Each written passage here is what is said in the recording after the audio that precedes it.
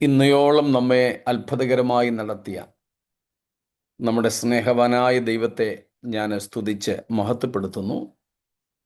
ആദരണീയരായ കർത്താവിൻ്റെ ദാസന്മാർക്കും കുടുംബങ്ങൾക്കും വാത്സല്യമുള്ള ദൈവമക്കൾക്കും ക്രിസ്തുവേശുവിൻ്റെ നാമത്തിൽ ഉള്ള സ്നേഹ വന്ദനങ്ങളെ ആദരവോടെ അറിയിക്കട്ടെ. ഒരു നാൾ കൂടെ ദൈവം നമുക്ക് ദാനമായിട്ട് നൽകി. ഓരോ ദിവസവും നമ്മുടെ ഭാരങ്ങളെ ചുമന്ന് കർത്താവ് നമ്മെ വഴി നടത്തുന്നു. നിത്യതയും അവൻ മനുഷ്യരുടെ ഹൃദയത്തിൽ നൽകിയിരിക്കുന്നുവെന്ന് ശലോമോൻ പറയുന്നത് പോലെ കർത്താവിനോടൊത്തുള്ള നിത്യവാസത്തിൻ്റെ ചിത്രം ദൈവം നമ്മുടെ ഹൃദയങ്ങളിൽ പകർന്നിരിക്കുന്നല്ലോ. ആ പ്രത്യാശയ്ക്കായി ഞാൻ ദൈവത്തെ സ്തുതിക്കുകയും വാഴ്ത്തുകയും ചെയ്യുന്നു. ഒരിക്കൽ കൂടെ നിങ്ങളെ ഏവരെയും നന്ദിയും അറിയിക്കുന്നു. ഇന്ന് പതിവിൽ നേരത്തെ എല്ലാ ബുധനാഴ്ചത്തെയും പോലെ നമുക്ക് കൂടി വരുവാനായി ദൈവം അവസരങ്ങളെ നൽകിയല്ലോ.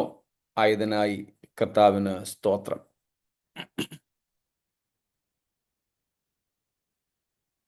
നമ്മൾ എബ്രായ ലേഖനം 1-ാമത്തെ അധ്യായത്തിൻ്റെ 7-ാമത്തെ വാക്യത്തിലാണ് ഇപ്പോൾ നിൽക്കുന്നത്. അതിൽ നിന്ന് നാം ഇന്നലെ ഏറ്റവും ഒടുവിലായിട്ട് അല്പം വൈകിയാണ് ഇന്നലെ നമ്മൾ പിരിഞ്ഞത്. അല്പം ചർച്ചകളിലൂടെ നമ്മൾ പോവുകയായിരുന്നു. അത് നമ്മുടെ ഗ്രൂപ്പിലുള്ള എല്ലാവർക്കും സന്തോഷകരമാണെന്നാണ് ഞാൻ അറിയുന്നത്. ഞാനും അത് ഇഷ്ടപ്പെടുന്നു. ഒരാൾ തന്നെ, പ്രത്യേകിച്ച് നമ്മൾ വെർച്വലായിട്ട് ആകുമ്പോൾ ഒരാൾ തന്നെ ഇങ്ങനെ സംസാരിച്ചുകൊണ്ടിരിക്കുന്നതും ചിലരെ വീഡിയോ ഓണാക്കിയും ചിലർ ഓണാക്കാതെയും ഓണാക്കാൻ ഒക്കെ ഇങ്ങനെ നോക്കിക്കൊണ്ടിരിക്കുന്നതും ഒക്കെ അല്പം പ്രയാസകരമാണ്. എന്നാൽ നമ്മൾ ഒരുമിച്ച് നമ്മുടെ ആശയങ്ങളും കൂടെയൊക്കെ പങ്കുവയ്ക്കുകയും ഒക്കെ ആണെങ്കിൽ നന്നായിരിക്കും. നമ്മൾ ഏതെങ്കിലും ഒരാളിൻ്റെ ആശയം മാത്രം കേട്ട് അങ്ങനെ പോകുന്ന ഒരു സ്ഥിതിയേക്കാൾ നമ്മളെ ആശയങ്ങളെ പങ്കുവയ്ക്കുകയും പരസ്പര പൂരകങ്ങളായി സംസാരിക്കുകയും സംശയ നിവാരണങ്ങൾ വരുത്തുകയും ഒക്കെ ചെയ്യുന്നത് നമ്മുടെ പഠനത്തിൻ്റെ ഒരു പ്രധാന ഭാഗമാണ്. അതിൽ നിങ്ങളുടെ പങ്കാളിത്തം ഞാൻ വളരെ അഭിനന്ദിക്കുന്നു. നമുക്കൊരുമിച്ച് അങ്ങനെയായിരിക്കാൻ കർത്താവ് ഇടയാക്കുന്നതോർത്ത് ഞാൻ ദൈവത്തെ സ്തുതിക്കുന്നു. നമ്മുടെ റെക്കോർഡിങ്സ് മാത്രം കേൾക്കുന്നവരും ഒക്കെ ആ വിഷയത്തിൽ പലപ്പോഴും അഭിനന്ദിക്കാറുമുണ്ട്. ചിലർക്ക് അല്പം ഇത്രയും വേണ്ട എന്ന് തോന്നാറുണ്ടെങ്കിൽ കൂടെ പൊതുവെ നമ്മുടെ ഈ രീതിയെ പലരും അഭിനന്ദിക്കാറുണ്ട്. ഇന്നലെ നമ്മൾ ഏറ്റവും ഒടുവിലായിട്ട് ചിന്തിച്ചു കൊണ്ടിരുന്നത് 7-ാം വാക്യം നമുക്കൊന്നും കൂടെ വായിക്കാമല്ലോ. എബ്രായർ 1-ന്റെ 7-ാമത്തെ വാക്യം, ഹീബ്രൂസ് 1:7.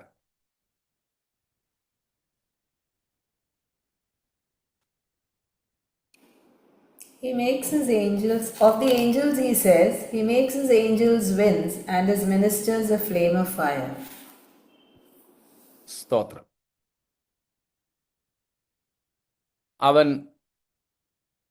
കാറ്റുകളെ തൻ്റെ ദൂതന്മാരും അഗ്നിജ്വാലയെ തൻ്റെ ശുശ്രൂഷകന്മാരുമാക്കുന്നു.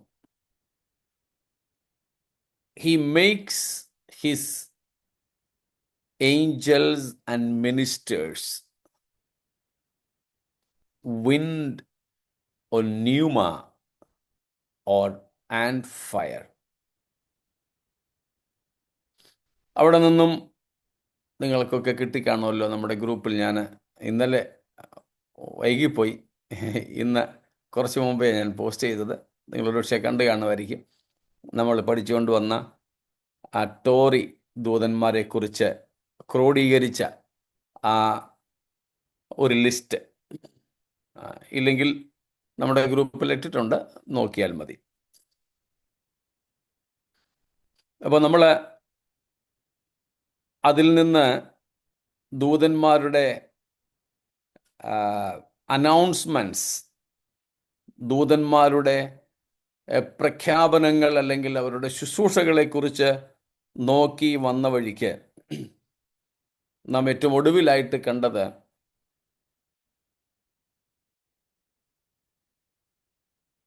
11ാമത്തെ ഐറ്റമാണ് ministration of obtained by prayer. Mathayi 26:53 അപ്പോസ്തലപ്രവൃത്തികൾ 12:5-7 വാക്യങ്ങളിൽ നിന്ന് നാം അത് കാണുകയായിരുന്നു. വാക്യം നമ്മൾ വായിച്ചും ഒന്നുമില്ല, പക്ഷെങ്കിൽ അപ്പോസ്തലപ്രവൃത്തികളിലെ കാര്യം ഞാൻ പറഞ്ഞു. സഭ ശ്രദ്ധയോടെ പ്രാർത്ഥിച്ചു.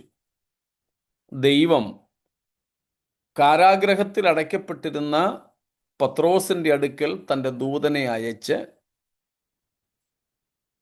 ഉറങ്ങിക്കിടന്ന പത്രോസിനെ ഉറക്കത്തിൽ തന്നെ എഴുന്നേൽപ്പിച്ച് നടത്തിയെന്ന. അങ്ങനെയല്ല എഴുതിയിരിക്കുന്നത്, ഞാനതിനെ അങ്ങനെ വ്യാഖ്യാനിക്കുന്നത്. കാരണം 1, 2, 3 വാതിലുകൾ കടന്ന് പുറത്തു വന്നപ്പോഴാണ് പത്രോസിന് ബോധം വരുന്നത്. അതുവരെ ദൂതന്റെ കൂടെ ഇങ്ങനെ അങ്ങ് നടന്നു എന്നേ ഉള്ളൂ. പിന്നെ ദൂതനെ കണ്ടതുമില്ല.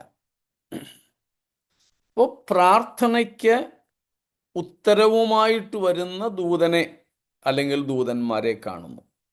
അപ്പോൾ ദൂതന്മാർ ഒരുപക്ഷെ നമ്മുടെ പ്രാർത്ഥനയ്ക്ക് ഉത്തരവുമായിട്ട് വരാം.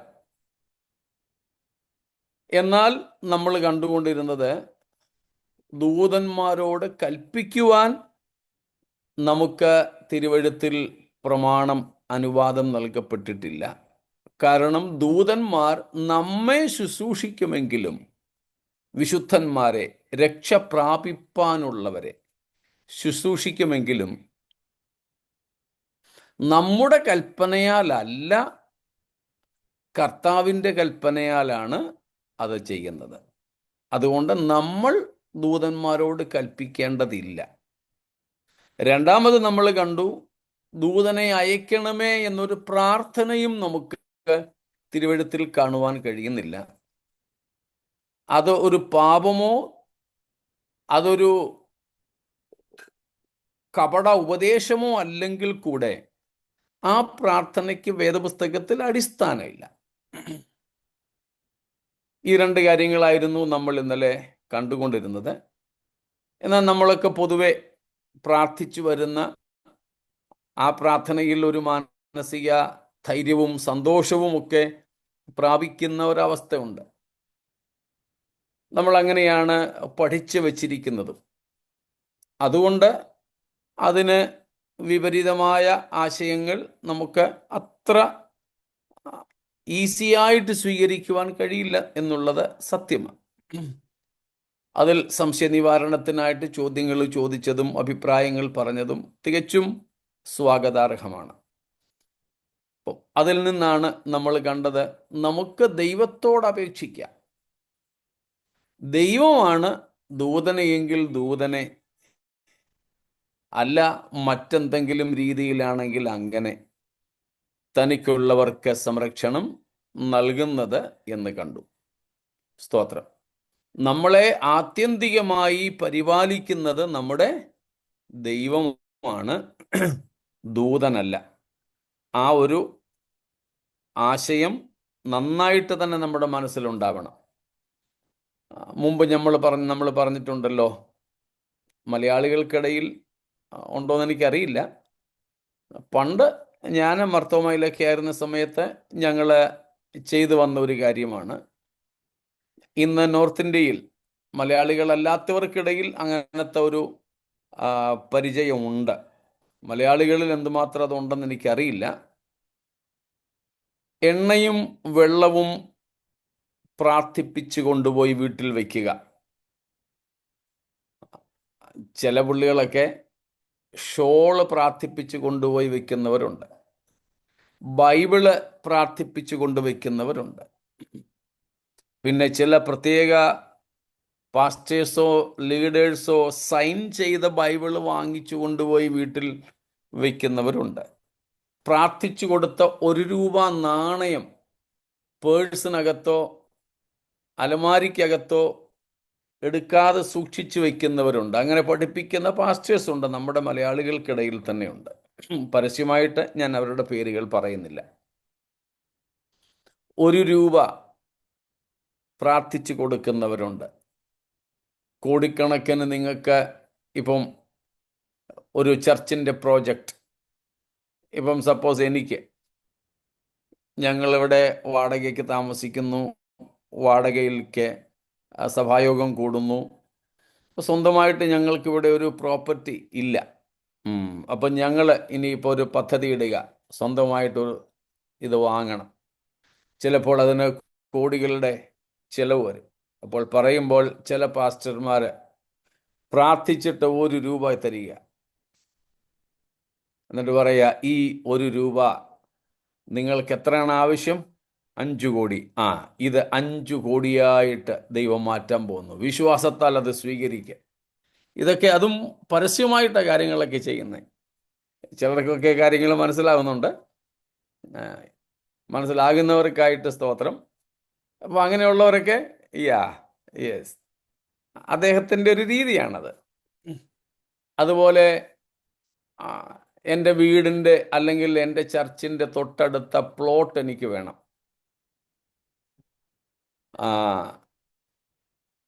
പൈസ ഉണ്ട്, പക്ഷേങ്കിൽ അവർ തരുന്നില്ല. അപ്പം ഞാൻ ഈ പറഞ്ഞ ആൾക്കാർ തന്നെ ചിലർ ചെയ്യുന്നത്, അന്നൊക്കെ 25 പൈസയായിരുന്നു, ഇപ്പം പിന്നെ 1 രൂപയിൽ കുറവൊന്നും ഇവിടെ ഓടത്തില്ല. മിനിമം ഇപ്പം ഓടുന്ന പൈസ 1 രൂപയാണ്. അതുകൊണ്ട് 1 രൂപയുടെ ഒരു തുട്ട് ആ പുരയിടത്തിൽ കൊണ്ടുപോയി പ്രാർത്ഥിച്ച് കുഴിച്ചിടുക. അത് എന്നിട്ട് അവകാശം പറയുക, കിട്ടും. ഇങ്ങനെയൊക്കെയുള്ള രീതികൾ നമ്മുടെ ഇടയിലുണ്ട്. ഇപ്പം ഞാനും എൻ്റെ ചെറുപ്പത്തിൽ ഞങ്ങളുടെ വീട്ടിൽ മാസത്തിൽ ഒരിക്കൽ വരുമായിരുന്ന യാക്കോബായിലെ ഒരു ഉപദേശിയുണ്ട്.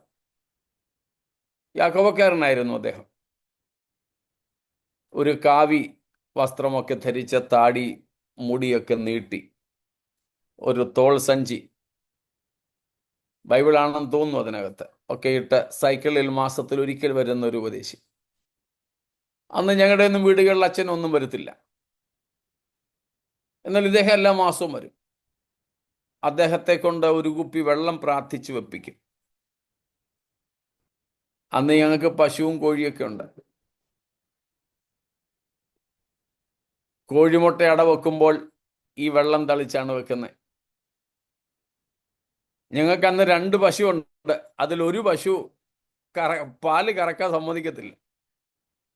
അന്ന് അമ്മച്ചി ഈ വെള്ളം ഇച്ചിരെടുത്തോണ്ടാ കറക്കാൻ പോന്നെ. ഈ വെള്ളം എടുക്കുന്നതനുസരിച്ച് 1 മാസം ഓടിക്കണം ഈ 1 കുപ്പി വെള്ളം. ഏതാണ്ട് ഒരു 750 മില്ലിയുടെ ബോട്ടില. അപ്പം എടുക്കുന്നതിനനുസരിച്ച് ഇതിനകത്ത് വേറെ നിറച്ചുകൊണ്ടിരിക്കും. എനിക്ക് ഓർമ്മയുണ്ട്, ഞാനന്ന് പയ്യനാ, 2ലും 3ലും ഒക്കെ പഠിക്കുന്ന സമയമാണ്.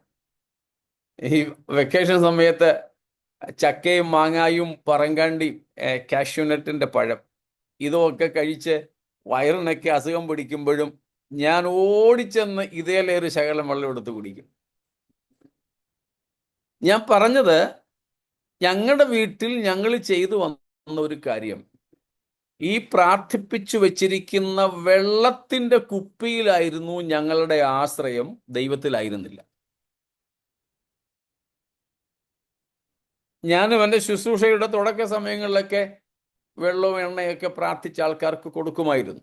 ഇപ്പോഴും ചെല്ലുന്നിടത്തൊക്കെ പലരും പ്രാർത്ഥിപ്പിക്കാൻ വരുമ്പോൾ ബൈബിളൊന്നും കൊണ്ടുവരത്തില്ല. ചിലപ്പം പലരും നിരക്ഷരരാണ്, ഇല്ലിറ്ററേറ്റാ. പക്ഷേ ഒരു ചെറിയ പൗച്ച് എണ്ണയും കാണും, 1 കുപ്പി വെള്ളവും കാണും. ചിലപ്പം വെള്ളം അവർ വീട്ടിൽ നിന്നേ കൊണ്ടുവരും, ദാഹിച്ചാലും കുടിക്കത്തില്ല, പ്രാർത്ഥിപ്പിക്കണം. ചിലർ ചർച്ചിൽ വന്നിട്ട് നിറയ്ക്കത്തതേ ഉള്ളൂ. ഞാനിപ്പോൾ അവർക്ക് പ്രാർത്ഥിച്ചു കൊടുക്കാറില്ല വെള്ളം. ഞാൻ അവരോട് പറയുന്ന കാര്യം ഇതാ, ഇത് ഞാൻ പ്രാർത്ഥിച്ച് തന്നാൽ എനിക്ക് സംഭവിച്ചതുപോലെ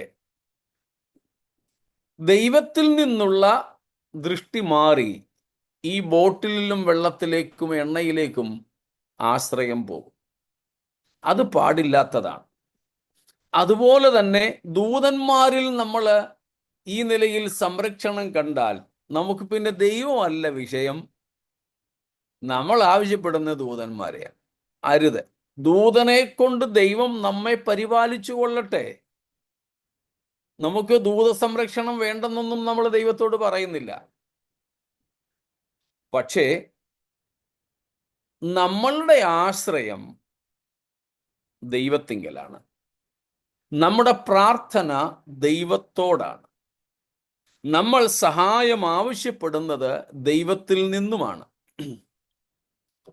വേറെ വല്ല ബഹളവും ശബ്ദവും കേൾക്കാമോ നിങ്ങൾക്ക്? ഇല്ല. Okay, good. ഞങ്ങളുടെ വെളിയിൽ കല്യാണം ഏതാണ്ടാണെന്ന് തോന്നുന്നു. ഭയങ്കര കൊട്ടും മേളവും ഒക്കെ, ഭയങ്കര ബഹളം. സ്തോത്രം. അപ്പം നമ്മുടെ പ്രാർത്ഥനയും നമ്മുടെ ആശ്രയവും എല്ലാം നമ്മുടെ ദൈവത്തിലാണ്. ദൈവം ആരെ കൊണ്ട് നമ്മെ സഹായിക്കുമെന്ന് നമുക്കറിയില്ല. നമുക്കത് അറിയേണ്ട ആവശ്യവും ഇല്ല. സ്തോത്രം. ദൈവം തനിക്കുള്ളവരിലൂടെ തനിക്ക് മനസ്സുള്ളതുപോലെ നമ്മോട് പ്രവർത്തിക്കട്ടെ. പക്ഷെ നമ്മൾ കർത്താവിലാണ് ആശ്രയിക്കുന്നത്, കർത്താവിനോടാണ് ചോദിക്കുന്നത്. ഇതായിരുന്നു നമ്മൾ ഇന്നലെയും കഴിഞ്ഞ ആഴ്ചയും ഒക്കെ പങ്കുവെച്ച ആശയം. ഇതിൽ നിന്നുമായിരുന്നു പല ചോദ്യങ്ങളും ഒക്കെ ഉണ്ടായത്. സ്തോത്രം. ദൈവം തൻ്റെ ദൂതന്മാരെ അയച്ച് നമ്മെ സഹായിക്കുന്നെങ്കിലാകട്ടെ. പക്ഷേ ഏറ്റവും ഉപരി നമ്മൾ കണ്ടു, ഇസ്രായേൽ മക്കളെ പോലെയും മോശയെ പോലെയും ദൈവം ഇങ്ങോട്ട് പറയുകയാ ദൂതനെ തരാമെന്ന്. എന്നാലും ദൂതനെ കൊണ്ട് നമ്മൾ തൃപ്തരാകരുത്. സ്തോത്രം. പുറപ്പാട് 33 അധ്യായത്തിൽ നിന്ന് നമ്മൾ ആ കാര്യം കണ്ടിരുന്നു. Exodus chapter 33. അവിടെ 1 ഉം 2 ഉം വാക്യങ്ങളിൽ ദൈവം പറഞ്ഞു മോശയോട്, ഇസ്രായേൽ മക്കളെയും കൊണ്ട് കനാൻ നാട്ടിലേക്ക് പോകാൻ നിന്റെ മുമ്പിൽ നടക്കേണ്ടതിന് ദൂതനെ തരാമെന്നും കർത്താവ് പറഞ്ഞു. പക്ഷേ ഞാൻ നിന്റെ നടുവിൽ നടക്കയില്ല. അപ്പൊ ദൂതനെ ഇസ്രായേൽ മക്കൾക്ക് കർത്താവ് വാഗ്ദത്തം ചെയ്തത് ദൈവത്തിന് പകരമായിട്ടായിരുന്നു. അത് വേണ്ടെന്ന് ഇസ്രായേലും മോശയും വെച്ചു. എന്നിട്ടാണ് 33-ന്റെ 4-ാം വാക്യത്തിൽ ഇസ്രായേൽ മക്കൾ ആ ദോഷകരമായ വചനം കേട്ടപ്പോൾ കരഞ്ഞു, ആഭരണം നീക്കി. 15-ാം വാക്യത്തിൽ മോശ ദൈവത്തോട് പറയുന്നു, നീ എന്നോടുകൂടെ പോരുന്നില്ലെങ്കിൽ, നിന്റെ സാന്നിധ്യം എന്നോടുകൂടെ പോരുന്നില്ലെങ്കിൽ ഞങ്ങളെ ഇവിടെ നിന്നും അയക്കരുതേ. അപ്പം ദൈവത്തെയാണ് നമുക്ക് വേണ്ടത്, ദൈവത്തിന് പകരമായിട്ടുള്ള ദൂതന്മാരെ അല്ല. സ്തോത്രം. ദൈവത്തോടു കൂടെ ദൂത സഞ്ചയങ്ങളുണ്ട്. അതുകൊണ്ട് കർത്താവ് വന്നാൽ തീർച്ചയായും ദൂതന്മാരും ഉണ്ടായിരിക്കും. എന്നാൽ ദൂതൻ വന്നതുകൊണ്ട് കർത്താവ് ഉണ്ടാകണം എന്ന് ഇല്ലാതാനും. മനസ്സിലായോ? സ്തോത്രം. കർത്താവ് വന്നാൽ കർത്താവിനോടൊപ്പം ദൂതന്മാരും ഉണ്ട്. എന്നാൽ ദൂതന്മാർ വന്നാൽ കർത്താവ് ഉണ്ടാകണമെന്ന് നിർബന്ധമില്ല. പുറപ്പാട് 33 തന്നെയാണ് അതിന് ആധാരം. സ്തോത്രം. അതുകൊണ്ട് നമ്മുടെ ആത്യന്തികമായ ആഗ്രഹം കർത്താവിൻ്റെ സാന്നിധ്യമാണ്, ദൈവത്തിൻ്റെ സാന്നിധ്യമാണ്. അതിനുവേണ്ടി നാം അത്യധികമായി ആഗ്രഹിക്കുകയും കർത്താവിനോട് പ്രാർത്ഥിക്കുകയുമാണ് വേണ്ടത്. ദൂതനെ തരണേ എന്ന പ്രാർത്ഥന നമുക്ക് അതുകൊണ്ട് ആവശ്യമില്ല എന്നാണ് പറഞ്ഞത്. അത് മാരകമായ ഒരു പെശകോ പാപമോ ആണെന്നല്ല. സ്തോത്രം. നമുക്കതിനേക്കാൾ മേത്തരമായതുള്ളപ്പോൾ ഇത് നമ്മൾ തിരഞ്ഞെടുക്കണ്ട, അതിനുവേണ്ടി ദൈവത്തിന് ആലോചന കൊടുക്കണ്ട എന്നത്രേ നമ്മൾ പഠിച്ചു വന്നത്. സ്തോത്രം. കാര്യങ്ങൾ വ്യക്തമായിരിക്കുമല്ലോ.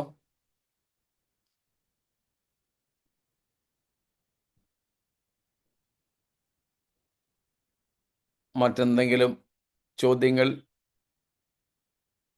അല്ലെങ്കിൽ ആശയങ്ങൾ?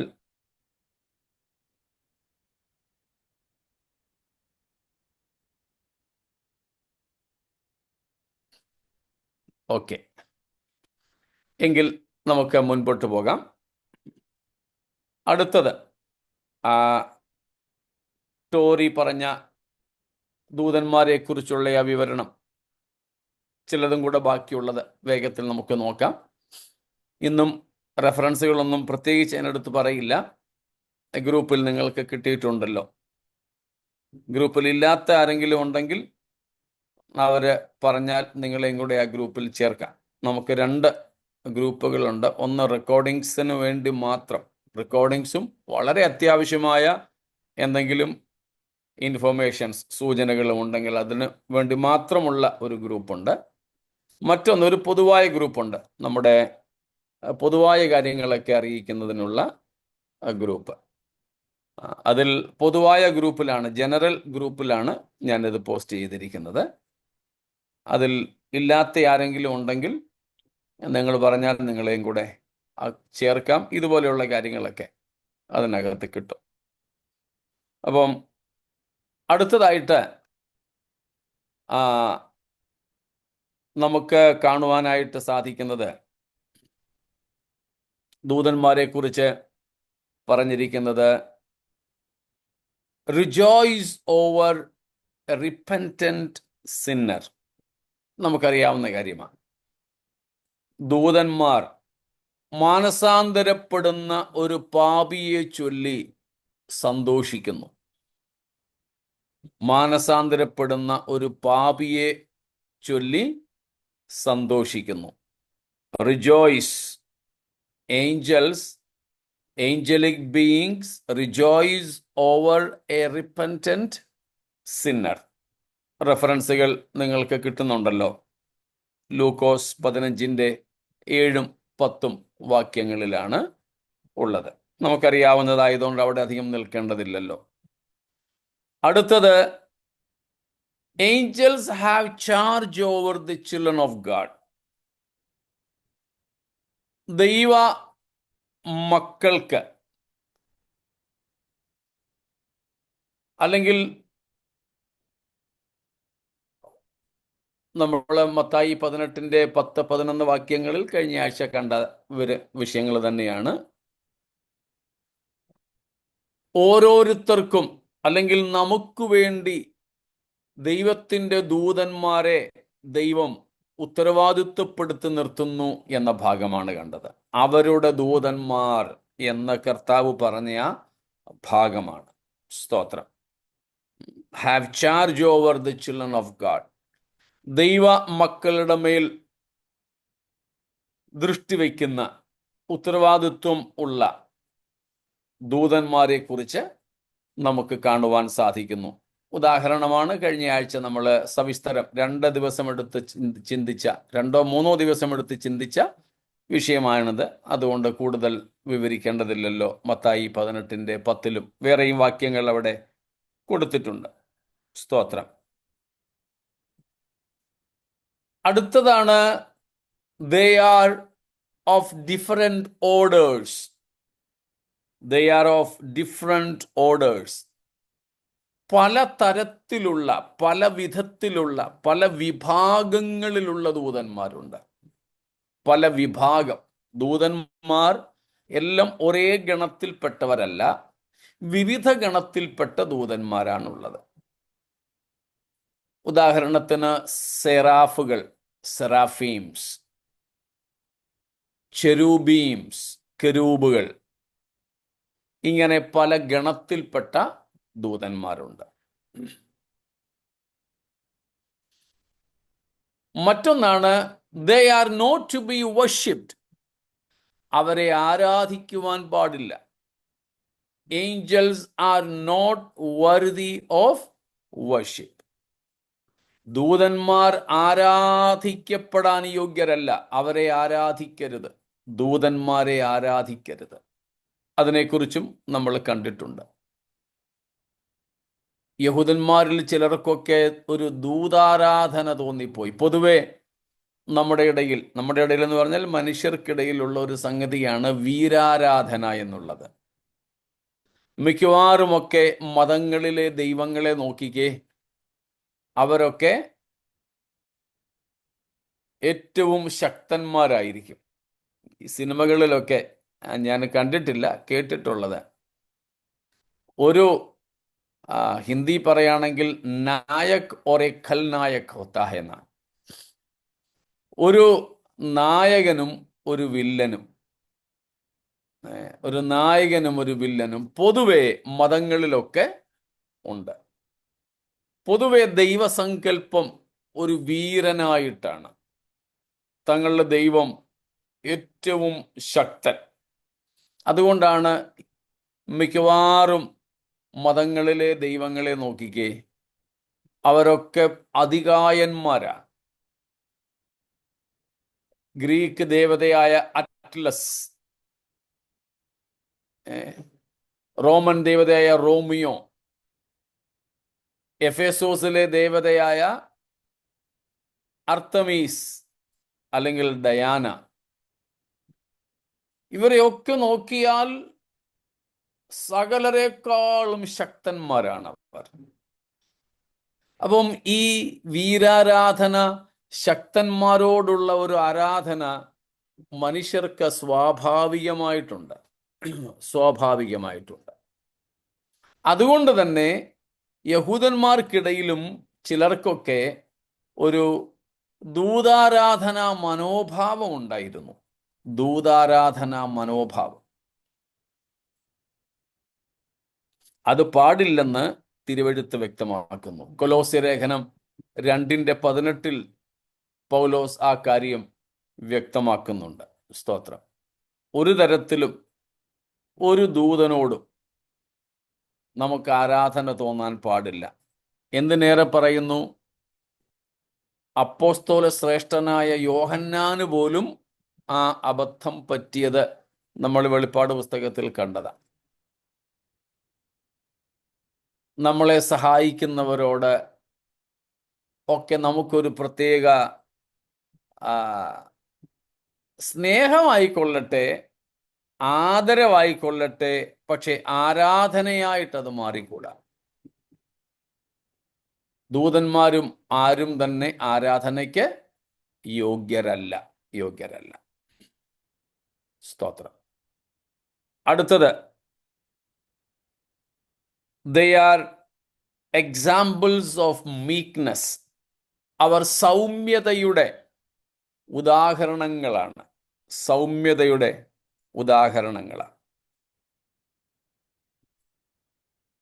യൂദ 9-ാമത്തെ വാക്യത്തിലൊക്കെ, പത്രോസിന്റെ ലേഖനത്തിലും 2-ാം ലേഖനത്തിലുമുണ്ട്. അതിശക്തനായ മീഖായേല്, ആർക്കേഞ്ചൽ, പ്രധാന ദൂതൻ, സാത്താനോട് വാദിക്കുമ്പോഴും യഹോവ നിന്നെ ഭത്സിക്കട്ടെ എന്ന് പറഞ്ഞതേ ഉള്ളൂ. അവിടെ താൻ തന്നെ തൻ്റെ ശക്തിയൊന്നും അവിടെ പ്രകടിപ്പിക്കുന്നില്ല. അത് ദൂതന്മാരുടെ ദൈവവിധേയത്വത്തെ, ദൈവത്തിന് അധീനപ്പെട്ടിരിക്കുന്ന അവസ്ഥയെ കാണിക്കുന്നതാണ്, സൗമ്യതയെ കാണിക്കുന്നതാണ്. യൂദായും പത്രോസുമൊക്കെ അക്കാര്യമാ പറയുന്നത്. ഇത്ര ശക്തന്മാരായ ദൂതന്മാര് പോലും വളരെ സൗമ്യതയോടും സൂക്ഷിച്ചും മാത്രം സംസാരിക്കുമ്പം ഈ മനുഷ്യന്മാര് അവരെ തന്നെ ഏതാണ്ട് വലിയ പുള്ളികളായിട്ടാ. നമ്മുടെ സഭകളിൽ പോലും ഉണ്ടല്ലോ, സഭാ നേതൃത്വത്തിൽ പോലും ഉണ്ടല്ലോ, ഞാൻ ആരാണെന്ന് നിനക്ക് ഇതുവരെ മനസ്സിലായിട്ടില്ല. കാണിച്ചു തരാവിടാ ഞാൻ ആരാണെന്ന്. എന്നെക്കൊണ്ട് എന്തൊക്കെ പറ്റുമെന്ന് ഞാൻ കാണിച്ചു തരാവിടാ എന്നൊക്കെ മൂക്കിൽ ശ്വാസമുള്ള ഈ മനുഷ്യൻ വിളിച്ചു പറയുന്നു. ഇത് പറഞ്ഞുകൊണ്ടിരിക്കുമ്പം എടുക്കുന്ന ശ്വാസം വിടാൻ പറ്റുന്നില്ലെങ്കിൽ അവിടെ പിടഞ്ഞു മരിക്കത്തില്ലേ? അങ്ങനെ എത്രയോ സംഭവങ്ങൾ തന്നെ ഉണ്ടായിരിക്കുന്നു. എത്രയെത്ര സംഭവങ്ങൾ. എന്നാലും ഈ മനുഷ്യന്മാർ പഠിക്കത്തില്ല. അപ്പം ഈ മനുഷ്യർ ഇത്ര ക്ഷണികന്മാരായിരിക്കുമ്പോഴും അവര് വലിയ വീമ്പിളക്കുന്നു. അവരെ കൊണ്ട് എന്തൊക്കെയോ സാധിക്കും, കാണിച്ചു കൊടുക്കാം, കാണിച്ചു തരാം എന്നൊക്കെ പറയും. എന്നാൽ എന്തെങ്കിലുമൊക്കെ പറയാൻ പറ്റുന്നവരാ ഈ ദൂതന്മാര്. പക്ഷേ അവര് ഒരു ദൂഷണവിധിയും ഉച്ചരിക്കാതെ യഹോവ നിന്നെ ഭത്സിക്കട്ടെ എന്ന് പറഞ്ഞ് മാത്രം അവര് നിൽക്കുന്നു. അപ്പോൾ ദൂതന്മാർ നമുക്ക് സൗമ്യതയുടെ അടയാളങ്ങളാണ്. Okay, they are examples. The angels are examples of meekness. Though they are so mighty, they are very much careful of their words, their deeds. They are not self-reliant, but they rely on God. So they are examples of meekness. സൗമ്യതയുടെ ദൃഷ്ടാന്തങ്ങളാണവർ. മറ്റൊന്ന്, they are so wise. അവർ ജ്ഞാനികളാണ്, ബുദ്ധിമാന്മാരാണ്. ദൂതന്മാർ ബുദ്ധിമാന്മാരാണ്. They are wise. Angels are wise. Next is they are mighty. അവർ ശക്തന്മാരാണ്. സർവശക്തരല്ല, അവർ ശക്തന്മാരാണ്. അബദ്ധത്തിൽ പോലും നമ്മൾ ദൈവത്തിനല്ലാതെ അമിതബലം എന്ന പ്രയോഗം നടത്തരുത്. അമിതബലം. ഈ കഴിഞ്ഞ ഒരു ദിവസം, ഇന്നലെയാണെന്ന് തോന്നുന്നു, ഒരു ദൈവദാസന്റെ പ്രസംഗമധ്യേ അദ്ദേഹം ഇങ്ങനെ കത്തിക്കയറി പ്രസംഗിക്കുന്ന മധ്യത്തിൽ പറഞ്ഞതാണ് സാത്താന്റെ അമിതബലമെന്ന്. ഇല്ല, സാത്താനാകട്ടെ ദൂതന്മാർക്കാകട്ടെ അമിതബലം ഇല്ല. അമിതബലം ഉള്ളത് ദൈവത്തിന് മാത്രമാണ്.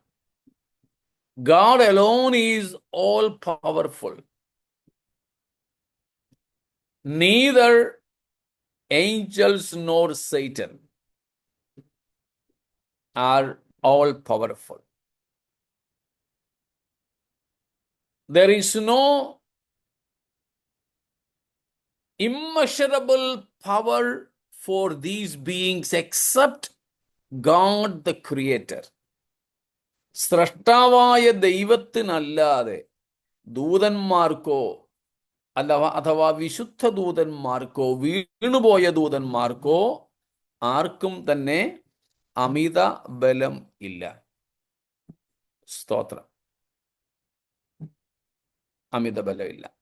അപ്പോൾ ഇവർ ജ്ഞാനികളാണ്, ബുദ്ധിമാന്മാരാണ്, ശക്തന്മാരാണ്. They are mighty.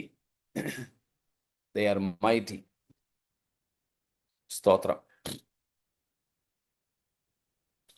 ചില ദൂതന്മാരുടെയൊക്കെ വലിപ്പവും ശബ്ദവും ഒക്കെ നമ്മൾ വെളിപ്പാട് പുസ്തകത്തിൽ കണ്ടതാ. അപ്പോൾ അങ്ങനെയുള്ള ശക്തന്മാരായ ദൂതന്മാരൊക്കെ ഉണ്ട്.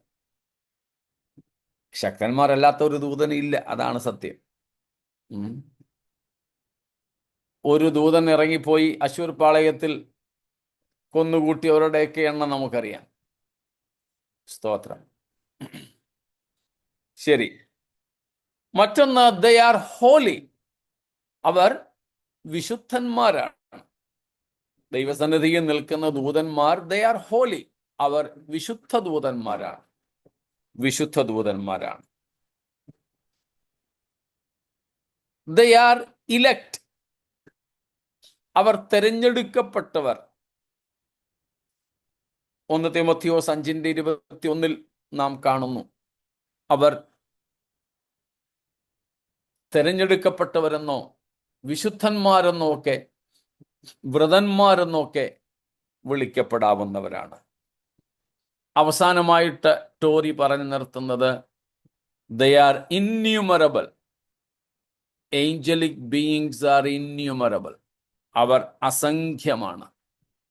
ദൈവത്തിൻ്റെ ദൂതന്മാർ അസംഖ്യമാണ്, എണ്ണി തിട്ടപ്പെടുത്താൻ പറ്റില്ല. അതേക്കുറിച്ച് നമ്മൾ കഴിഞ്ഞ ദിവസവും കണ്ടിരുന്നു. ദൈവത്തിൻ്റെ ദൂതന്മാർ 10,000 വെളിപ്പാട് 5-ാം അധ്യായത്തിൽ നമ്മൾ കഴിഞ്ഞ ദിവസം വായിച്ചതാ. അവരുടെ എണ്ണം 10,000 10,000 അത് അവരുടെ അസംഖ്യതയെ വെളിപ്പെടുത്തുന്ന ഒരു പ്രയോഗമാണ്. അസംഖ്യമാണവർ. സ്തോത്രം. അസംഖ്യം. നമ്മൾ കഴിഞ്ഞ ആഴ്ച അതിനെ സംബന്ധിച്ച് ആകാശത്തിലെ നക്ഷത്രങ്ങളുമായി ബന്ധപ്പെടുത്തിയും പറഞ്ഞിരുന്നല്ലോ. നമ്മെ സംബന്ധിച്ചാണ് അസംഖ്യം, പക്ഷെ ദൈവത്തിന് അവരുടെയൊക്കെ കൃത്യമായ പേരും നമ്പരും അറിയാമെന്നാണ് നമ്മൾ പഠിച്ചത്. സ്തോത്രം. പേരും നമ്പരും വരെ കൃത്യമായിട്ട് അറിയാം. അപ്പം ഇത്രയും കാര്യങ്ങളാണ് നമ്മുടെ ടോറി സാബ് നമ്മോട് ദൂതന്മാരെ കുറിച്ച് പറഞ്ഞിട്ടുള്ളത്. ഇത്രയും കാര്യങ്ങളിൽ എന്തെങ്കിലും വിശദീകരണം ആവശ്യമുണ്ടോ?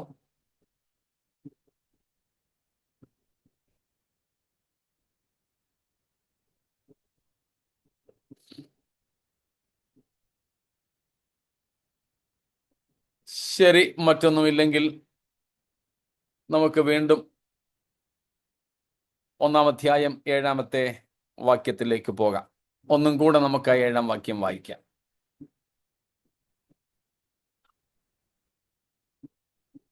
In the speaking of the angel, he says, he makes his angels winds, his servants flames of fire.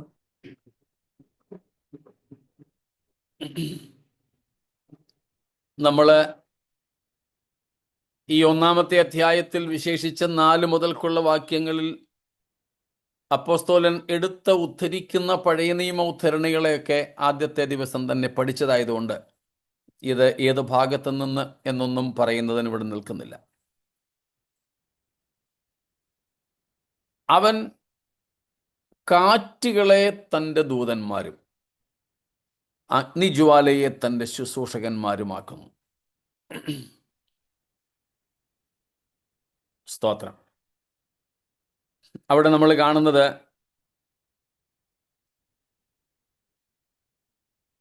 Jesus Christ is superior to the angels because of the nature.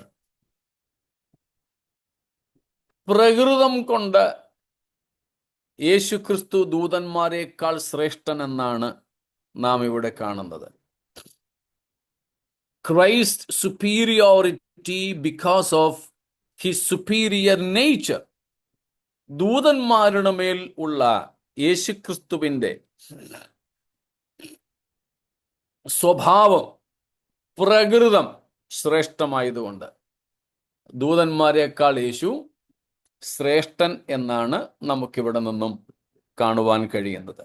സ്തോത്രം.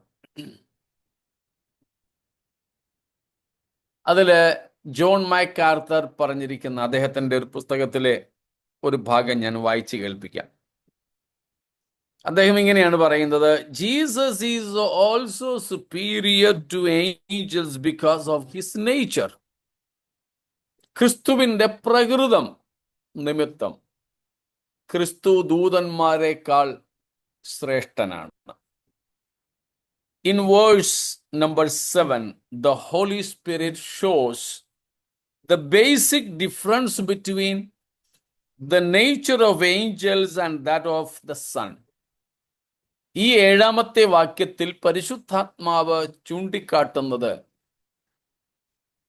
ദൂതന്മാരുടെ പ്രകൃതവും ദൈവപുത്രന്റെ പ്രകൃതവും തമ്മിലുള്ള വ്യത്യാസത്തെക്കുറിച്ചാണ്.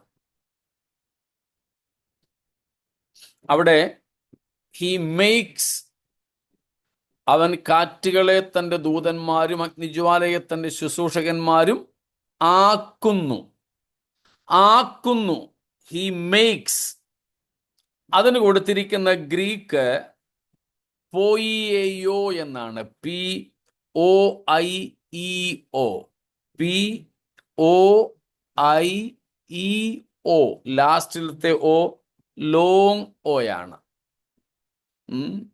പോയിയോ എന്ന് വെച്ചാൽ to create or to make എന്നാണ്. ആ പദത്തിന്റെ അർത്ഥം നമ്മളിവിടെ കാണുന്നത് ആക്കുന്നു എന്നാണ്. ഇംഗ്ലീഷിൽ നിന്ന് മെയ്ക്ക് എന്നതിൻ്റെ ഒരു അർത്ഥം ഇവിടെ അങ്ങ് ചേർത്തിരിക്കുകയാണ്. അവൻ കാറ്റുകളെ തൻ്റെ ദൂതന്മാരും അഗ്നിജ്വാലയെ തൻ്റെ ശുശ്രൂഷകന്മാരും ആക്കുന്നു. അതിലെ മൂലവാക്കിൻ്റെ അർത്ഥം അവൻ കാറ്റുകളെ തൻ്റെ ദൂതന്മാരായി സൃഷ്ടിക്കുന്നു എന്നാണ്. He creates. ആക്കുന്നു എന്നർത്ഥമല്ല അവിടെ മൂലവാക്ക് അവിടെ കൊടുത്തിരിക്കുന്നതിൻ്റെ അർത്ഥം സൃഷ്ടിക്കുന്നു എന്ന.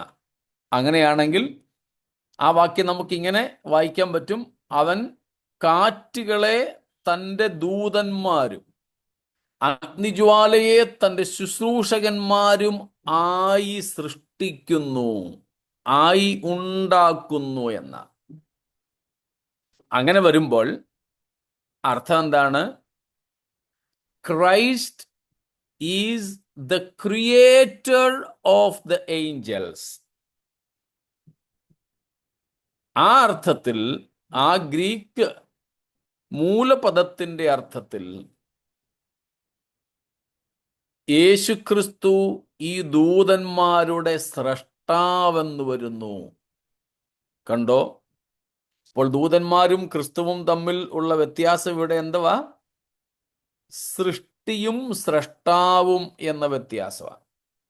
ദൂതന്മാർ സൃഷ്ടിക്കപ്പെട്ടവരും യേശുക്രിസ്തു അവയെ സൃഷ്ടിച്ചവനും. അപ്പോൾ ആരാണ് ശ്രേഷ്ഠനെന്ന് പറയണ്ടല്ലോ? സൃഷ്ടിയേക്കാൾ സ്രഷ്ടാവായിരിക്കുമല്ലോ എപ്പോഴും ശ്രേഷ്ഠനായിരിക്കുന്നത്. എല്ലാം കൊണ്ടും.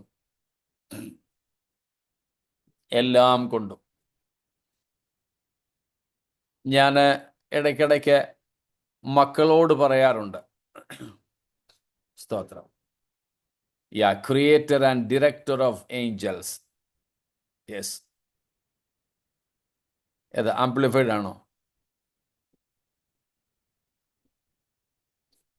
സ്തോത്രം. ഞാൻ ചിലപ്പോൾ മക്കളോട്, യെസ് പ്ലീസ്, ഒരു കമന്ററിക്കകത്തുണ്ടായിരുന്നു. Okay, thank you. അപ്പോൾ ക്രിസ്തു ദൂതന്മാരുടെ സ്രഷ്ടാവും നിയന്ത്രിതാവുമാണ്.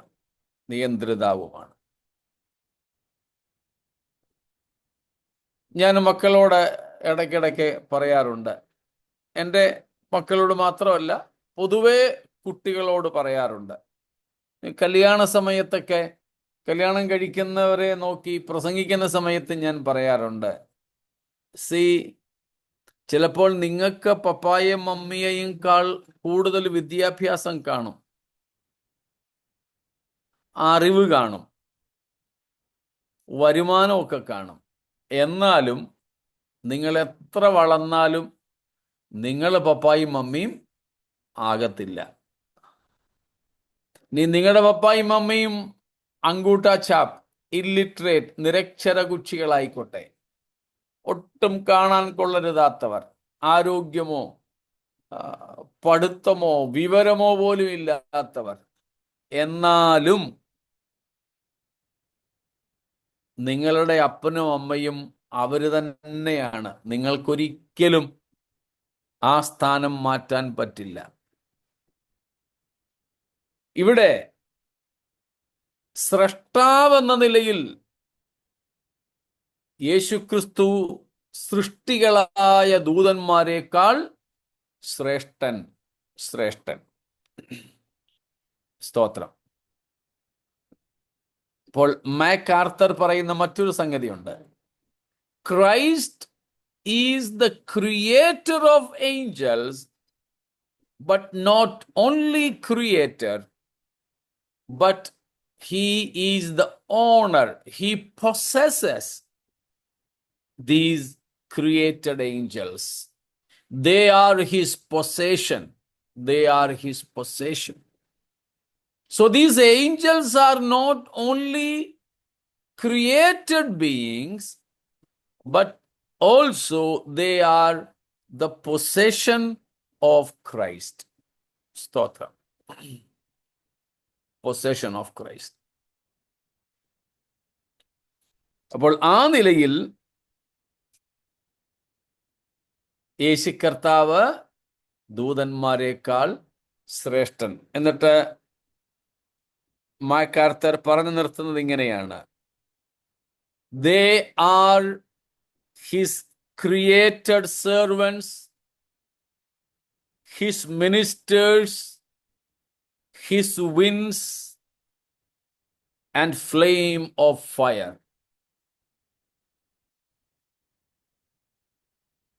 ദൂതന്മാർ ദൈവത്തിൻ്റെ സൃഷ്ടിക്കപ്പെട്ട സേവകന്മാരാണ്. ദൂതന്മാർ ക്രിസ്തുവിൻ്റെ ശുശ്രൂഷക്കാരാണ്. അതുപോലെ ദൂതന്മാർ യേശുക്രിസ്തുവിൻ്റെ കാറ്റുകളും അഗ്നിജ്വാലയുമാണ്. സ്തോത്രം. അഗ്നിജ്വാലയുമാണ്.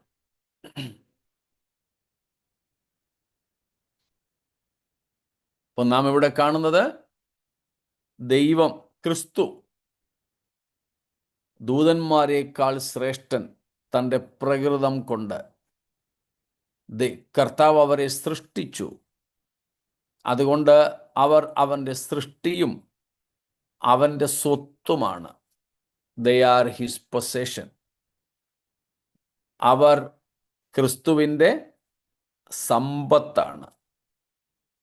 ക്രിസ്തുവിൻ്റെ വകയാണവർ. കർത്താവ് അവരെ സൃഷ്ടിച്ചതുകൊണ്ട് ദൂതന്മാർ സ്രഷ്ടാവായ നമ്മുടെ കർത്താവിൻ്റെ വക ആയിരിക്കും. അതാണ് നാം അവിടെ കാണുന്നത്. സ്തോത്രം. നാം അവിടെ കാണുന്നത്. അപ്പോൾ ദൈവം കർത്താവ് അവരെ സൃഷ്ടിക്കുന്നു എന്നാണ് ഇവിടുത്തെ അർത്ഥം. എന്തെങ്കിലും ചോദ്യങ്ങളുണ്ടോ ഇതുവരെ?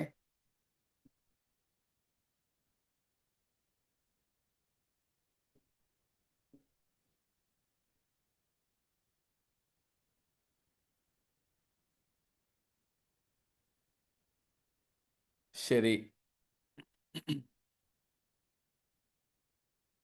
ഇവിടെ ഇപ്പോൾ അവൻ കാറ്റുകളെ തൻ്റെ ദൂതന്മാർ, അഗ്നിജ്വാലയെ തൻ്റെ ശുശ്രൂഷകന്മാരും ആക്കും.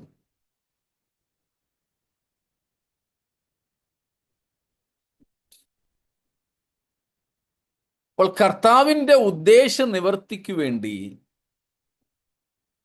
ദൂതന്മാരെ ദൈവം ഉപയോഗിക്കുന്നു. പ്രകൃതി ശക്തികളെ പോലെ പോലും അവരെ ആക്കി ഉപയോഗിക്കുവാൻ കർത്താവിന് സാധിക്കും. അതുപോലെ തന്നെ നമുക്ക് മനസ്സിലാക്കാൻ സാധിക്കുന്നത് കാറ്റിനെ ദൂതനെ പോലെ ദൂതനെ കാറ്റിനെ പോലെ ഉപയോഗിക്കുവാൻ കർത്താവിന് കഴിയും എന്നാണ്. സ്തോത്രം. ഇന്നലെയും നാം കണ്ടു, ഇസ്രായേൽ മക്കളെ മിസ്രയീമിൽ വെച്ച് ഫറവോന്റെ അടിമത്വത്തിൽ നിന്നും വിടുവിച്ചയക്കേണ്ടതിന് 10 പ്ലേഗ്സ്, ബാധകൾ അയച്ചപ്പോൾ അതിൽ ചിലതിനു വേണ്ടിയൊക്കെ കാറ്റിനെയും കൽമഴയെയും ഒക്കെ കർത്താവ് ഉപയോഗിച്ച കാര്യം, ചെങ്കടൽ വിഭാഗിക്കേണ്ടതിന് കാറ്റിനെ ഉപയോഗിച്ച കാര്യം, അങ്ങനെ പ്രകൃതി ശക്തികളെയും കർത്താവിന് തൻ്റെ ശുശ്രൂഷയ്ക്കായിട്ട് ഉപയോഗിക്കുവാൻ കഴിയും. ഇനിയല്ല, സ്വർഗത്തിലെ വിശുദ്ധ ദൂതന്മാരായാൽ പോലും ഈ പ്രകൃതി ശക്തികൾ ഉപയോഗിക്കപ്പെടുന്നത് പോലെ കർത്താവിൻ്റെ ആജ്ഞയ്ക്ക് പ്രവർത്തിക്കുന്നവർ മാത്രമാണ് എന്നാണ് നാം ഇവിടെ കാണുന്നത്. അതാണ് 7-ാം വാക്യത്തിൻ്റെ അർത്ഥം. സ്തോത്രം.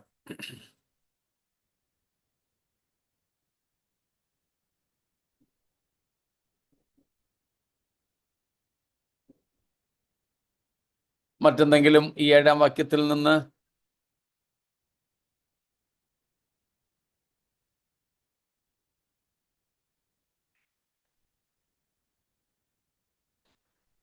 എങ്കിൽ 8-ാം വാക്യത്തിലേക്ക് നമുക്ക് കടക്കാം.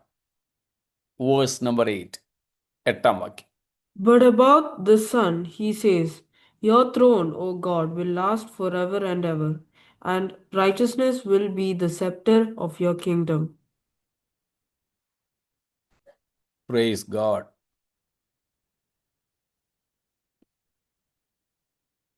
ദൈവവചനത്തിലെ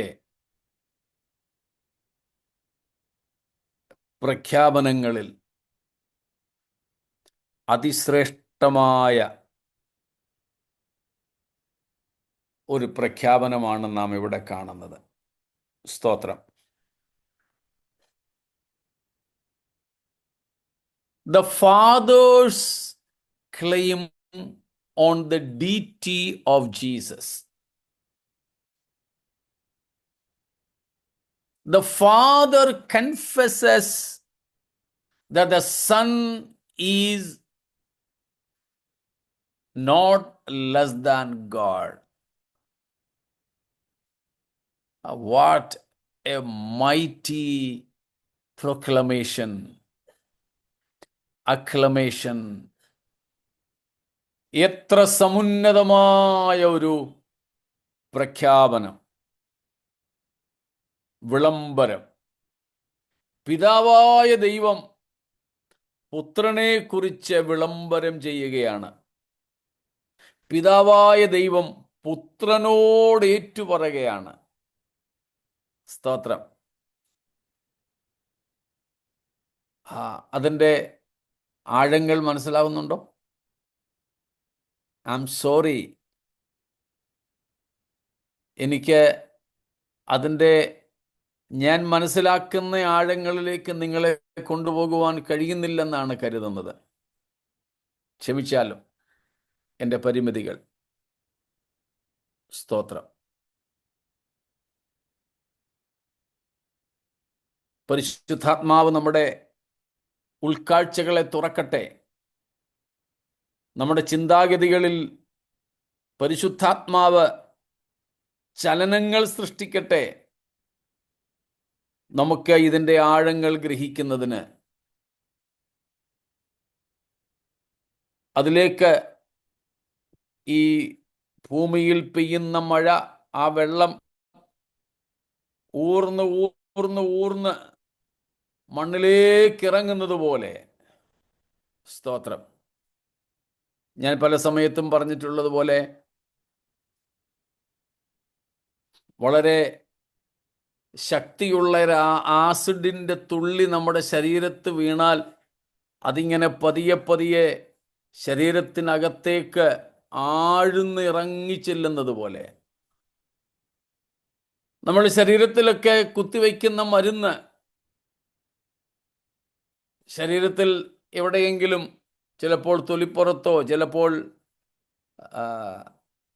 വെയിനിലോ എവിടെയെങ്കിലും കുത്തിവെക്കുന്ന ഇഞ്ചക്ട് ചെയ്യുന്ന ആ മരുന്ന് ശരീരത്തിൻ്റെ എല്ലാ ഭാഗങ്ങളിലേക്കും വ്യാപരിക്കുന്നത് പോലെ ഈ ദൈവവചനത്തിൻ്റെ സത്യങ്ങളും ആഴങ്ങളും ഗ്രഹിക്കുവാൻ പരിശുദ്ധാത്മാവ് നമ്മുടെ ഉൾക്കണ്ണുകളെ തുറന്ന് അത് നമ്മുടെ ഹൃദയത്തിനകത്തേക്ക് അങ്ങനെ ഊഴ്ന്നിറങ്ങട്ടെ എന്ന് ഞാൻ ആഗ്രഹിച്ചു പ്രാർത്ഥിക്കുന്നു. സ്തോത്രം.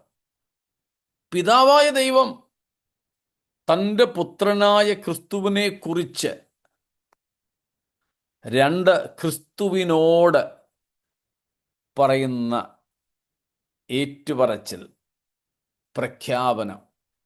സ്തോത്രം. പിതാവ് എന്താ പുത്രനെ വിളിക്കുന്നത്? ഓ ഗോഡ്, ദൈവമേ, നിന്റെ സിംഹാസനം എന്നും എന്നേക്കും ഉള്ളത്. സ്തോത്രം. Praise God. അവരൊറ്റ കൊച്ചു വാചകത്തിനകത്ത്, സ്തോത്രം, എബ്രായർ 1:8 ആദ്യത്തെ ഭാഗം, 8a ആദ്യത്തെ ഭാഗം, പുത്രനോടോ ദൈവമേ, നിന്റെ സിംഹാസനം എന്നും എന്നേക്കും ഉള്ളത്. അവരൊറ്റ വാചകത്തിനകത്ത് ക്രിസ്തുവിനെ സംബന്ധിച്ച 3 അതിപ്രധാന സത്യങ്ങൾ ഉൾക്കൊണ്ടിരിക്കുന്നു. എന്തൊക്കെയാ? യേശു ദൈവം, ദൈവമേ, യേശു ദൈവമാകുന്നു. The deity of Jesus.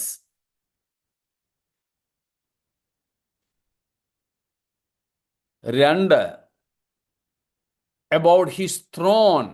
That means his royalty. തൻ്റെ രാജത്വം.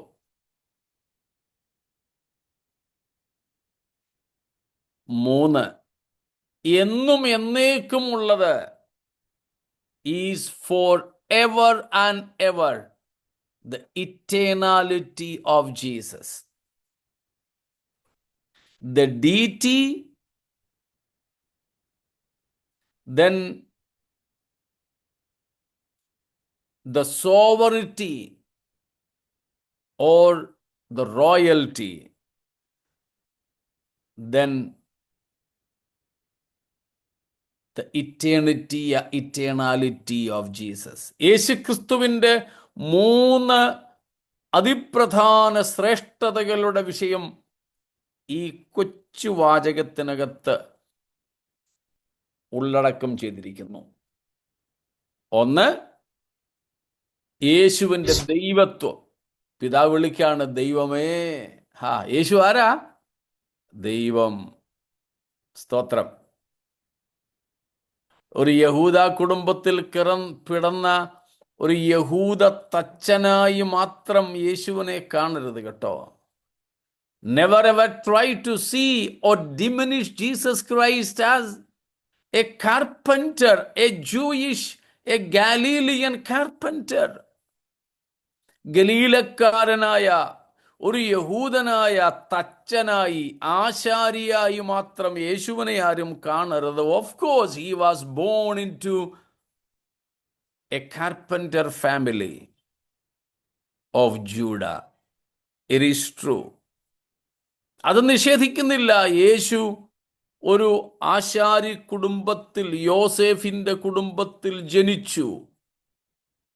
യഹൂദ ഗോത്രത്തിൽ ജനിച്ചു. പക്ഷേ അവൻ കേവലം ഒരു യഹൂദനോ കേവലം ഒരു ആശാരി ചെറുക്കനോ അല്ല. യേശു ആരാണെന്ന് ഇന്ന് രാത്രി തിരിച്ചറിയണം. അവൻ സാക്ഷാൽ ദൈവമാണെന്ന് നാം തിരിച്ചറിയണം. സ്തോത്രം. പലസ്തീൻ്റെ പച്ച മണ്ണിലൂടെ പാദമൂന്നി നടന്ന പരിശുദ്ധനായ ക്രിസ്തു സ്വർഗത്തിൽ നിന്നും ഇറങ്ങി വന്ന സർവചരാചരങ്ങളുടെയും സ്രഷ്ടാവായ സ്രഷ്ടാവായ ദൈവമാണെന്ന് നമ്മുടെ ഉൾക്കണ്ണുകൾ തുറന്ന് കാണുവാൻ ദൈവം നമുക്ക് ഭാഗ്യം നൽകിയതിനായി ദൈവത്തിന് സ്തോത്രം. ലോകത്തിലെ ധാരാളം ബുദ്ധിരാക്ഷസന്മാർക്ക് അത് കാണാൻ കഴിഞ്ഞിട്ടില്ല. യേശുവിനെ കേവലം ഒരു നല്ല ഗുരുവായി, റബ്ബിയായി, ഒരു നല്ല ഉപദേശകനായി, ഒരു അഹിംസ പ്രചരിപ്പിച്ച ആളായി ഒക്കെ മാത്രം പലരും കാണുന്നു. ഇമ്മിണി വലിയ മഹാത്മജിയായിട്ട് ചിലർ കാണുന്നുണ്ട്. അഹിംസയുടെ ഉപദേശം നൽകിയ ആളെന്ന നിലയിൽ, ഒരു ക്രാന്തികാരിയായി, ഒരു റെവല്യൂഷണിസ്റ്റായി, വിപ്ലവകാരിയായിട്ട് യേശുവിനെ കാണുന്നുണ്ട്. നമ്മുടെ നാട്ടിലെ കമ്മ്യൂണിസ്റ്റുകാർ വോട്ട് പിടിക്കാൻ വേണ്ടിയാണ് എങ്കിൽ കൂടെ യേശുക്രിസ്തുവിനെ അവരുടെ വിപ്ലവ നായകന്മാരുടെ കൂട്ടത്തിൽ വെച്ച കാര്യം നമ്മളാരും മറന്നു കാണില്ല. ഇനി ഇപ്പോഴും അടുത്ത ഇലക്ഷൻ വരുമ്പോഴും വേണമെങ്കിൽ ക്രിസ്ത്യാനികളെ സ്വാധീനിക്കാൻ വേണ്ടി ചെയ്തെന്ന് വന്നേക്കാം. യേശുവിനെ വിപ്ലവകാരികളുടെ കൂട്ടത്തിൽ കൊണ്ട് നിർത്താൻ സാധ്യതയുണ്ട്. ഇതൊക്കെ അവർ പറയുമ്പോഴും ഒരു വലിയ ഫിസിഷ്യനായി, ഒരു വലിയ ഡോക്ടറായി ഒക്കെ പലരും യേശുവിനെ ചിത്രീകരിക്കുമ്പോഴും യേശു അതൊക്കെയാണെങ്കിലും അവയൊന്നും മാത്രമല്ല. സ്തോത്രം. അവൻ അതിലുപരി ആരാണ്? സാക്ഷാൽ ദൈവം. Hallelujah. He is God indeed, not less than God. ദൈവത്തെക്കാൾ കുറഞ്ഞവനായിട്ട് അവനെ കണ്ടുകൂടാ. സ്തോത്രം.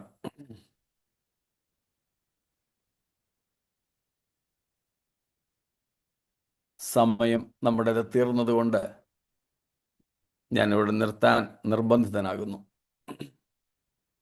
മറ്റൊരു ക്ലാസ് ബുധനാഴ്ചകളിൽ 9:30 മുതൽക്കുള്ളത്. അതുകൊണ്ടാണ് നമ്മളെല്ലാ ബുധനാഴ്ചയും 8 മണി മുതൽക്ക് വയ്ക്കുന്നത്. ആർക്കെങ്കിലും ഇൻഫർമേഷൻ കിട്ടാതെ പോയെങ്കിൽ ക്ഷമിച്ചാലും. എവറി വെനസ്ഡേ അവർ classes will be from 8 to 9:30 Indian time, because I have another class from 9:30 to 10:30 every Wednesday. മറ്റ് ദിവസങ്ങളിലൊക്കെ സെയിം നമ്മുടെ ടൈമിലായിരിക്കും. നമ്മുടെ ഗ്രൂപ്പിൽ ഇല്ലാത്തവർ എനിക്ക് തോന്നുന്നു ഉണ്ട്. അവർക്കൊരു പക്ഷേ സൂചന കിട്ടിക്കാണില്ല, ക്ഷമിച്ചാലും. നിങ്ങളുടെ നമ്പർ തന്നാൽ ആ ഗ്രൂപ്പിൽ നിങ്ങളെയും കൂടെ ആഡ് ചെയ്യാം. അപ്പം ഇൻഫർമേഷൻസ് നിങ്ങൾക്ക് കിട്ടും. സ്തോത്രം. ഇത് ഈ 8-ാം വാക്യം നമുക്ക് ബാക്കി ഭാഗം കർത്താവ് വന്നില്ലെങ്കിൽ നാളെ ചിന്തിക്കാം. എന്നാലും ഇന്ന് നമ്മൾ പിരിയുമ്പോൾ നമ്മുടെ ഹൃദയത്തിനകത്ത് ഈ ഒരു വലിയ ബോധമുണ്ടാകട്ടെ, യേശു ദൈവമാണെന്ന്. സ്തോത്രം. യേശു ദൈവമാണെന്ന്. സ്തോത്രം. പിതാവ് യേശുവിനെ ദൈവമേ എന്ന് വിളിച്ചു. എന്ത് ഹൃദ്യമായ ഒരു പ്രസ്താവന. Praise God. പ്രിയരെ, നമ്മൾ ദൈവം എന്ന് കണ്ട് കുമ്പിട്ടാരാധിക്കുന്ന യേശു സാക്ഷാൽ ദൈവം തന്നെ. സ്തോത്രം. സാക്ഷാൽ ദൈവം തന്നെ. ആ കർത്താവിനെ ഹൃദയം കൊണ്ട് നമുക്ക് ആരാധിപ്പാൻ, യേശുവിൻ്റെ ദൈവത്വത്തെ, നിത്യത്വത്തെ, രാജത്വത്തെ അംഗീകരിച്ചുകൊണ്ട് ആ ക്രിസ്തുവിനായി പൂർണ്ണമായും വിധേയപ്പെട്ട് ജീവിപ്പാൻ ദൈവം നമ്മെ എല്ലാവരെയും ഒരുക്കട്ടെ. ഈ വചനങ്ങളാൽ ദൈവം നമ്മെ അനുഗ്രഹിക്കുമാറാകട്ടെ.